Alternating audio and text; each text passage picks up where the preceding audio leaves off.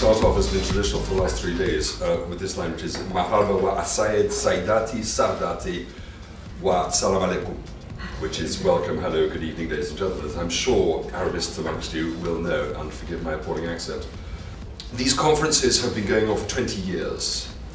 They are run through the foundation which was founded by the industrialist Abdelaziz Soud Al-Babtain, who is a Kuwaiti gentleman, and who is something of a force of nature.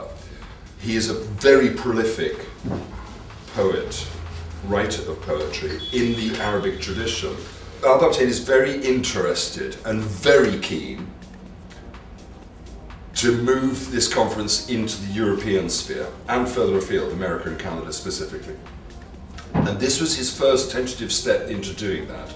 So this is why there were a number of international poets who were invited to come and perform, and I was honoured to be one of them, but there were much greater poets than I. Yan Yan, the exiled Chinese poet who lives in East London. Thank you, Paul, that's very You're very much welcome. indeed. Thank you very That's much. a great introduction for all of us as well. And I just wanted to give you a little bit of a feeling of what I feel about this whole subject, which is so extraordinary, really, and it's what we all want in our hearts. But I mean, it really is if you like, the winds of change blow through the Middle East and the Arab world at the moment. You couldn't argue that this is an indulgent luxury to even talk about poetry, particularly on this rather grand and ambitious scale of, poetry might promote peaceful coexistence and better communication between our nations and across cultures. Wouldn't that be fantastic?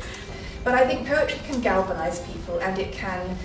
A good poem tells you what it's like to be alive, and all art does that. And a good poem can crystallise a yearning in a way that very little else can. And so I think poetry. I think we have seen poetry have power this year in a way that we haven't done for a very long time. Right from the minute we're born, poetry is important to us. It's the thing that you say to babies.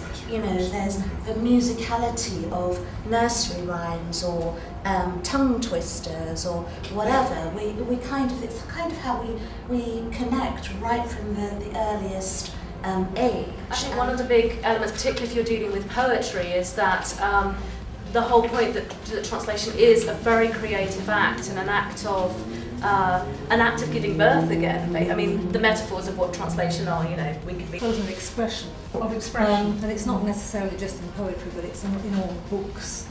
And many more Arabic books are being translated, so they're becoming much more accessible. And I think therefore the Western world, in Latin terms, is getting more aware of it and getting more to grips with a different version of culture. And there's the Maya Angelou line that springs to mind, which I think sums the whole thing up, surely, which is, I note the obvious differences between each style and type, but we are more alike, my friends, than we are unalike. Bravo. That does